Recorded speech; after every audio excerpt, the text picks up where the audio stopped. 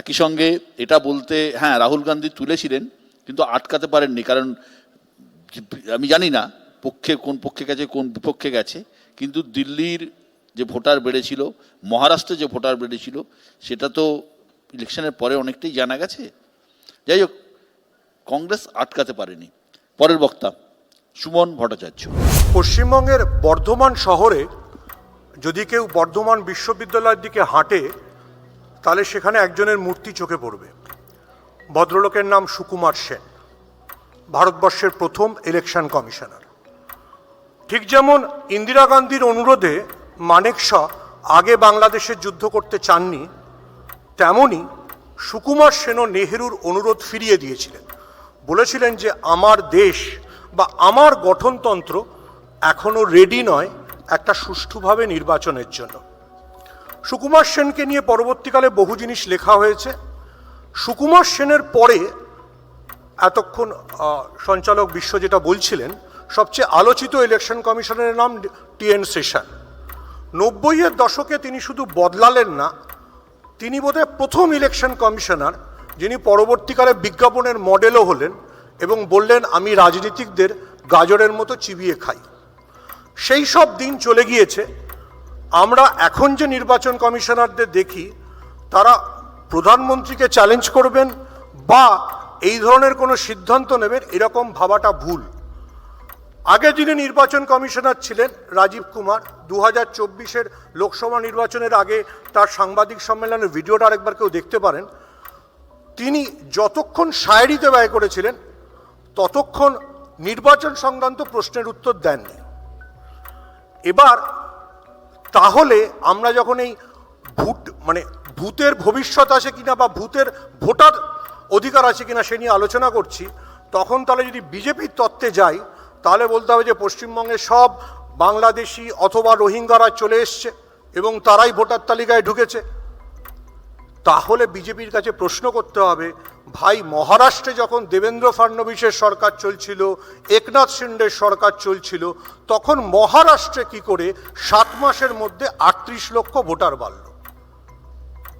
আপনি যদি সংখ্যাতত্ত্ব নিয়ে খেলেন, আচ্ছা সুকুমার সেনের সঙ্গে খুব ক্লোজলি কাজ করেছিলেন প্রশান্ত চন্দ্র মহলানবিশ, যদি সংখ্যাতত্ত্ব নিয়ে খেলেন ভারতবর্ষের জনসংখ্যার গ্রোথ রেট কত?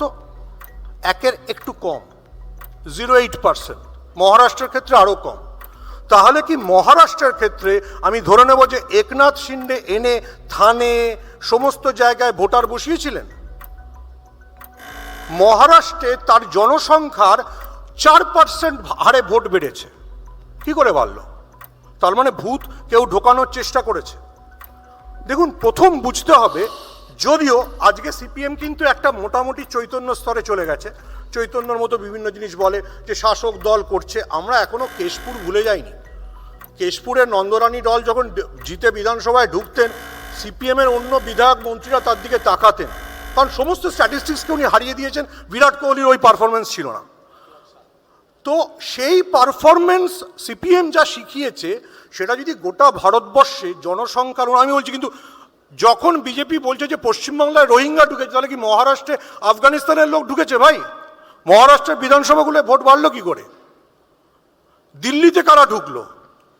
পশ্চিমবঙ্গে তো তৃণমূল কংগ্রেসের সব খারাপ, সারাক্ষণ মুসলমান তোষণ করছে। এটা আলাদা প্রশ্ন যে অমিত শাহ ছেলে জয় শাহ আইসিসিটা চালান সৌদি আরবের কোম্পানির পয়সায়, আরামকো আর দুবাইয়ের এমিরেটস, সেখানে সব ভালো হয়ে যায়। Let's come to the point, যে একটা ভুল ভোটার লিস্ট দিয়ে আপনি ভোটকে ম্যানিপুলেট করার চেষ্টা করছেন। একটা প্রাসঙ্গিক প্রশ্ন সুমন তুলল, যেটা বিজেপির জগন্নাথ চট্টোপাধ্যায় বলছিলেন বর্ডার এলাকাতে এই মুসলিম, এবং সুমনের প্রশ্ন মহারাষ্ট্র। আমরা এই নিয়ে আলোচনায় আসবো, কারণ যখনই ভোটার লিস্ট, ভোটের ভূত থাকবে, স্বাভাবিকভাবে ধর্মও চলে আসবে। কিছুতেই আমরা এটা থেকে বেরোতে পারবো না। পরের বক্তা বিজেপির পক্ষে সজল ঘোষ। বিশ্বদা, অনেক অনেক ধন্যবাদ। বিরাট টপিক, বিরাট আলোচনা, আধার, ভূত, অনেক কিছু। আমরা ভূতের ভবিষ্যৎ শুনেছিলাম, এখানে বুথের ভবিষ্যৎ নিয়ে আলোচনা হচ্ছে, একই রকম ব্যাপার। দেখুন, নিশ্চয়ই আমরা চাই যে ভোটার লিস্ট থেকে, ভোটার লিস্টে ভূত জিন কিছু থাকবে না, একদম ভালো ওঝা ডেকে ঝেড়ে ঝুড়ে একদম 24 ক্যারেটের ভোটার লিস্ট তৈরি হোক, এটা আমরা সবাই চাই, এটা আমাদের কোনো আপত্তি নেই। একটা 13 লক্ষ ভুয়ো ভোটারের লিস্ট আমরা জমা দিয়েছি। এই ইস্যুটাকে, এটা ঘটনা, এই পর্যায়ে সামনে যিনি নিয়ে এসছেন তার নাম মমতা বন্দ্যোপাধ্যায়। উনি যেদিন বলছিলেন ইন্ডোর স্টেডিয়ামে দাঁড়িয়ে, সে কথার উদ্ধৃতি করে আমি 3টে নাম বলেছিলেন। আমি একটি নাম নিয়ে আলোচনা করছি, 3টি নাম মোরাললেস সেম, মানে তাদের প্রবলেমগুলো সেম। প্রথম কথা হচ্ছে, উনি বলেছিলেন মুর্শিদাবাদের শহীদুল, তার যা epic number, same epic number রয়েছে হরিয়ানার সোনিয়া দেবীর। এরকম 3টে উদাহরণ দিয়েছিলেন, 3টে নাম এই রাজ্যের, 3টে নাম সংখ্যালঘু, এবং সেটা হরিয়ানা, রাজস্থান, বিভিন্ন জায়গায় অন্য ভোটার। আমি প্রশ্ন করি আপনাদের কাছে, আমরা যখন ভোটার কেন্দ্রে যাই, ভোট কেন্দ্রে যাই, বুথের ভেতরে যাই, আমরা ভোটার কার্ডটা নিয়ে গেলে লোকে আমার কাছে এপিক নাম্বার জিজ্ঞাসা করে না আমার ছবির সঙ্গে আমার মুখ মিলিয়ে দেখে, আমার সিরিয়াল নাম্বার দেখে না আমার পার্ট নাম্বার দেখে? আমার কথা হচ্ছে, মমতা ব্যানার্জি যে প্রশ্নটা তুলেছেন সেই প্রশ্নটার বৈধতা অবৈধতা কোনোটা নিয়ে আমি বলছি না, সেখানে কনফিউশন আছে, নির্বাচন কমিশনের সেখানে কনফিউশন আছে, আমার কোনো বক্তব্য নেই, আমি মানছি। কিন্তু এটার মানে এটা জাল ভোটার লিস্টে এদের নাম ঢোকানো হয়েছে না, কারণ পশ্চিমবঙ্গের কোনো ভোটার লিস্টে সোনিয়া দেবীর নাম নেই। ঠিক সেই রকম ভাবে হরিয়ানার ভোটার লিস্টে শহীদুলেরও নাম নেই। এপিক কার্ড দুটো এক, এপিকের পরে part number, serial number, constituency number, address, বাবার নাম সব আলাদা। এটা একটা পর্যায়ে মানুষকে ভুল বোঝালেন। আমি আপনাদেরকে আছে একটা প্রশ্ন করি, লাভলি খাতুন ইদানিংকালে বেশ আলোচিত নাম। লাভলি খাতুন তৃণমূলের একজন পঞ্চায়েত প্রধান। সেই পঞ্চায়েত প্রধানকে পঞ্চায়েত প্রধান পদ থেকে তাকে বহিষ্কার করা হয়েছে বা অপসারিত করা হয়েছে কার নির্দেশে? পশ্চিমবঙ্গ সরকারের পঞ্চায়েত দপ্তরের নির্দেশে। আমার প্রশ্ন হচ্ছে, কেন তাকে সরানো হয়েছে? কারণ তার নাগরিকত্ব বৈধতা নেই। আমার প্রশ্ন হচ্ছে, যে মানুষের নাগরিকত্বের বৈধতা নিয়ে প্রশ্ন আছে সেই মানুষকে সরকার এখনো গ্রেপ্তার করেনি কেন বা ডিপোর্ট করেনি কেন? এই কথাটা সরকারকে বলতে হবে। আপনারা যেটা বলছেন সেটা কমিশনের ভুল হতে পারে, কিন্তু তার সঙ্গে ভুতুড়ে ভোটারের কোনো সম্পর্ক নেই। আমি শুরু করেছি, ভূত জিন যা আছে সব তাড়ান। এই মমতা ব্যানার্জির এই কথাটা খুব ওঠে, বলার আগেই শেষ হয়ে গেল। হ্যাঁ, খুব ওঠে যে মমতা ব্যানার্জি কাগজ ছুঁড়েছিলেন। কেন কাগজ ছুঁড়েছিলেন? জাল ভোট তাড়াতে নয়, তার অভিযোগ ছিল বাংলাদেশ থেকে অনুপ্রবেশকারীরা এই রাজ্যে ঢুকে ভোট দেয়, দিয়ে আবার বাড়ি চলে যায়। এটা ভুলে গেলেন আপনারা? আপনারা দেখুন, সবাই প্রায় বলছেন, খুব সুন্দর বলেন সবাই, বারবার করে বলছেন কেন্দ্রীয় নির্বাচন কমিশনারের পদ্ধতি, নির্বাচন করার পদ্ধতি, সুপ্রিম কোর্ট, অপোজিশন লিডার, এরকম বিভিন্ন, সেটাকে এখন পরিবর্তন করে বিরাট খারাপ কাজ করেছেন। একবারও তো কারোর মনে হলো না রাজীবা সিনহার অ্যাপয়েন্টমেন্টটা কেমন করে দিয়েছিল এই সরকার? একজনের নাম পাঠিয়েছিলেন। নিয়ম হচ্ছে গভর্নমেন্ট 3 জনের নাম রাজ্যপালের কাছে পাঠাবেন, রাজ্যপাল চয়েস করবেন যে তিনি কাকে দেবেন।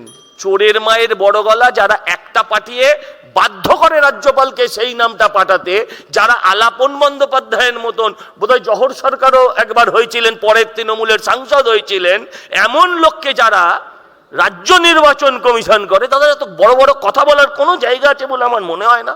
ভূতের রাজার বরেরও কথা হয়েছে। আর আমি আপনাকে একটা কথা বলি, অনলাইনে কিন্তু ভোটার হওয়া যায় না, অ্যাপ্লাই করা যায়।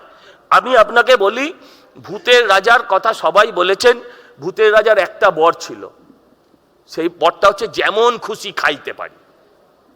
আজকে 13-15 বছরে আমরা এদের যেমন খুশি খাইতেই দেখছি। পরের বক্তা, শেষ বক্তা, তৃণমূলের পক্ষে দেবাংশু। বলার অনেক কিছু আছে, কিন্তু সময় যথেষ্ট কম, একটু তাড়াতাড়ি বলে শেষ করি, যদিও কেউই সময়ের বাঁধন মানেনি। প্রথম কথা, জগন্নাথ তার বক্তব্য দিয়ে শুরু করি। তিনি শুরু করলেন একটা কথা বলে, যদিও ইস্যুর মধ্যে ছিল না, যে তিনি পদার্থবিদ্যার ছাত্র, তবুও তিনি অনেক কিছুই জানেন না, ইত্যাদি ইত্যাদি বললেন। আরও একজন কিসের ছাত্র আমি জানি না, কিন্তু তিনি জানেন গণেশের প্লাস্টিক সার্জারি হয়েছিল, নর্দমার গ্যাসের গন্ধ দিয়ে নাকি গ্যাস জ্বালিয়ে তিনি চা বানিয়েছিলেন, কুমির ছানা নিয়ে ছোটবেলায় খেলতেন। তিনি বায়োলজি স্টুডেন্ট ছিলেন কিনা আমি জানি না, প্লাস্টিক সার্জারি থেকে শুরু করে বায়োগ্যাস সবটাই তিনি জানেন। যাই হোক, এখন বিষয়টা হচ্ছে যে এখানে জগন্নাথ একটা খুব ইম্পর্টেন্ট কথা পার্থতাকে উদ্দেশ্য করে বলেছেন।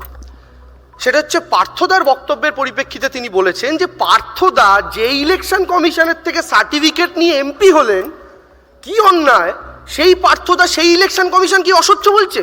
কিন্তু ভারী অন্যায়, সত্যি সত্যি ভারী অন্যায়। কিন্তু অদ্ভুতভাবে জগন্নাথদা যে দল করেন সেই দলের নেতা নরেন্দ্র মোদী আপনার আমার যাদের ভোটে দাঁড়িয়ে প্রধানমন্ত্রী হয়েছেন তাদের কাছেই 4 বছর আগে বলছিলেন কাগজ দে তবে তোকে বলবো নাগরিক।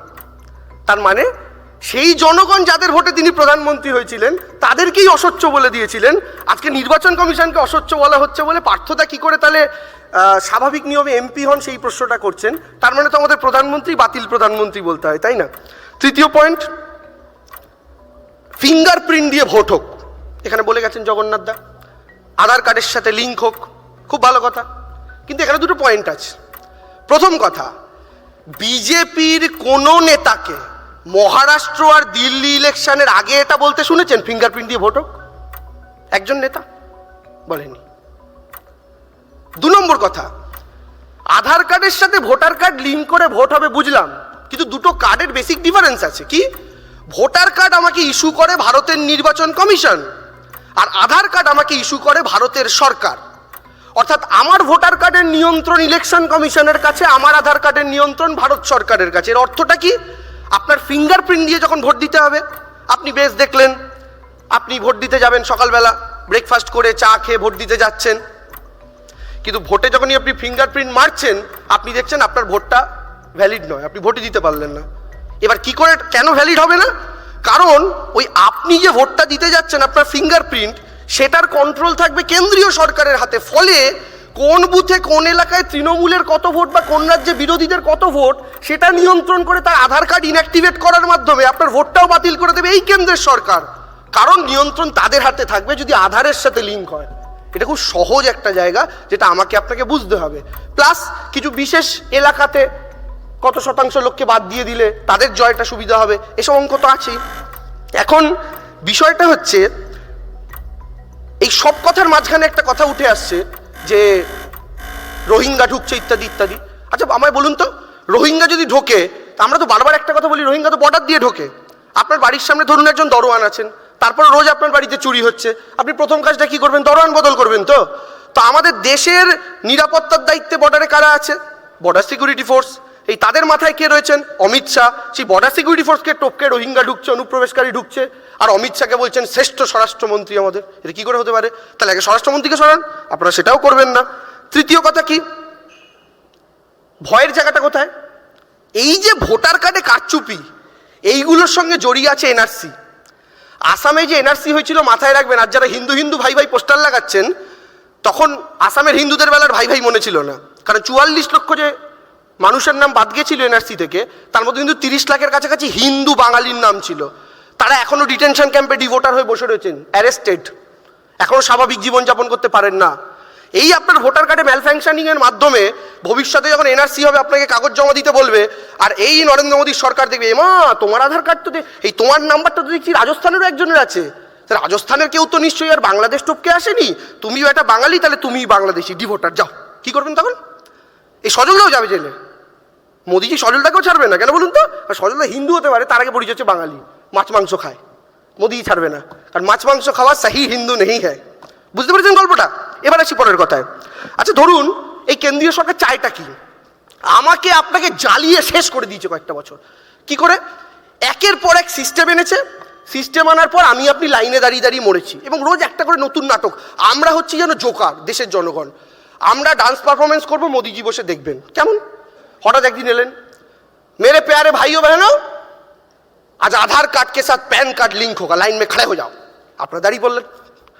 আবার একদিন এলো, मेरे प्यारे भाइयों बहनों आज 8 बजे से 500 और 1000 के नोट बंद, लाइन में खड़े हो जाओ बैंक के लिए। আপনি দাঁড়িয়ে বললেন, ঘুরলেন, বেড়ালেন। আবার একদিন এলো, मेरे प्यारे भाइयों बहनों अब आधार कार्ड के साथ गैस का कनेक्शन लिंक करना पड़ेगा, लाइन में खड़े हो जाओ। আপনি আবার দাঁড়িয়ে বললেন। এখন আবার একটা সিস্টেম নিচ্ছে, मेरे प्यारे भाइयों बहनों वोटर कार्ड के साथ आधार कार्ड लिंक होगा, ফিরসে লাইন মে খাড়ে হয়ে যাও। তা আমি আপনি লাইনে দাঁড়িয়ে দাঁড়িয়ে মরি, আর উনি প্লেনে করে আজকে এই দেশ ওই দেশ করুন, আর তারপরে আধার কার্ডের সাথে pan card voter card link করিয়ে আমার আপনার ভোটটা সাড়ে সর্বনাশ করে দিন। এই মুশকিলের জায়গাটা থেকে আমাকে আপনাকে বুঝতে হবে যে বর্তমানের এই কেন্দ্রীয় সরকার তারাই যে দিল্লি মহারাষ্ট্রে ভোটটা করলো, এটাতে কেন এই প্রশ্নগুলো উঠলো? আমার আগের বক্তারা বলেছেন যে বক্তার এই ভোটারের সংখ্যায় যে তফাৎটা 4.5 বছর ভার্সেস 6 মাসে হচ্ছে, কিন্তু এখানের জায়গাটা হচ্ছে, আমি জাস্ট বলে শেষ করি, এখানে যে জায়গাটা হচ্ছে সেটা আপনাকে মাথায় রাখতে হবে যে এই মহারাষ্ট্রে 6 মাস আগে লোকসভায় কি ফলাফল হয়েছিল। আমি যেগুলো আমাকে তাড়া দিচ্ছেন, যদিও আমি সবার চেয়ে কম সময় নিয়েছি সম্ভবত, আমি তাও শুধু 4টে লাইন বলে শেষ করি। রাজধানীতে জেতার পরই বিরাট লম্ফঝম্প, দিদির খোঁচা খাওয়ার পরেই হঠাৎ ভূমিকম্প, আমার ভোটে ঢুকছে এসে ইউপি বিহার রাজস্থান, আসল কে আর নকলকে যে কে করিবে পরিত্রাণ, ভাবছে তারা ভূত ঢুকিয়ে জিতবো কেবল ভীষণ সুখ, প্রশ্ন ছিল পাইনি জবাব, কুলু পাটা মোদির মুখ, মালদা আজকে মহারাষ্ট্র, হাওড়া হরিয়ানা, বর্ধমানে ঢুকছে বিহার ভূত পেতনির ছানা, শ্যাওড়া গাছে ঘুরে বেড়াই খুঁজতে থাকি মামদো ভূত, কারণ ভূতকেই জিজ্ঞাসা করতে হবে ভাই প্রবলেমটা কি, ও ছাড়া কেউ বলতে পারবে না। শ্যাওড়া গাছে ঘুরে বেড়াই খুঁজতে থাকি মামদো ভূত, মাথা জুড়ে প্রশ্ন অনেক, কোথায় আছে আসল খুঁত, প্রশ্ন করি ভূতকে যখন বলছে শোনো সত্যি, প্রশ্ন করি ভূতকে যখন বলছে শোনো সত্যি, মাথার উপর বসে আছেন আসল ব্রহ্ম।